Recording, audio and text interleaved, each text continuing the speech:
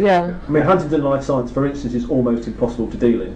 Right. Because as soon as any broker says, I will make a market in this, he gets all the money. Actually, I think it's gone private now, hasn't it? Yeah, it's gone private, but you can still deal it on a counter basis. But you couldn't, if you tried your best. Say you picked 10 holdings, you could not get £500,000 into that company if you tried. Really? And if you managed to get £500,000 in, you couldn't get £500,000 out. I mean, do you think they will? You know, they're a company that will go back into profit? I don't think going back into profit or not is actually the main point with that company. The main point is that the human rights people are after it with a zeal. Right. And it's always going to have trouble in raising money and going forward, because any investment banker doesn't want to get involved with that company, because immediately he comes under that banner of unethical when he's attacked. And I've actually got a client who's had people living in his front garden because he was involved with that company, and they literally came and trespassed until living in his garden. That's the real world on that company. That's how zealous the people, and that's it's as high risk goes. You're at the leading edge of high risk.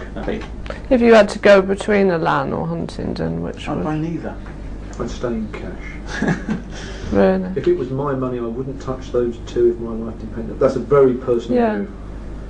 Huntingdon is a company that's they're after it, and there's nothing more zealous than those people. Right. Do you think Huntingdon will be around in 5 years' time?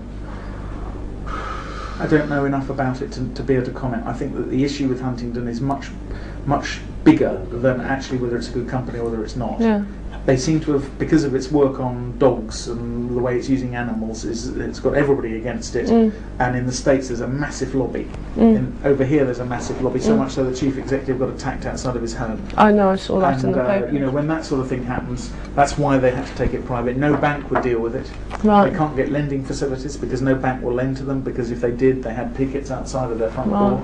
Merrill Lynch used to make a market in the stock and stopped because of pressure from the lobby. Right. And in the States particularly, the lobby is very big. Right. And it can shut businesses down like that. It's Huntingdon Life Sciences would be worth looking at because they're so cheap, and you know. But you see, cheap doesn't mean good. No, they're cheap usually for a reason, and they're crap. Yeah. I mean, I think on a risk of 1 to 10. 10. Both of them, Lan and Huntingdon. Yeah. But if you look at it crudely from an economic perspective, you will find that investors are not driven towards Huntingdon Life Sciences, and never will be as long as they test on animals. Right. Go into because profit. their financials are in trouble. In one case because they're unclear, and in another case because they have ethical problems. And I wasn't being judgmental about it at all, but I just think if I was a bank, I am a banker. If I was to give you financial advice, I think I would say those are very, very high risk. And all these companies that are in problems, are in serious problems, because you know, we're in this to make money at the end of the day, and I would like something in black and white that I can show that really does knock on the sentimentality on the head. I think as a banker I could not recommend those two stocks to you, because there are others that are much better, and those are very, very, very high risk. Exactly. I mean, they are the highest risk. And it's good to have They're the highest risk. Absolutely off the scale high risk. Yeah. What, Huntingdon? Both and Lan, yeah. Really? And from an economic, from a financial perspective, as a banker, I would say that they are absolutely out there, in risk terms. Right. You know, you could not have chosen two high-risk companies across every sector.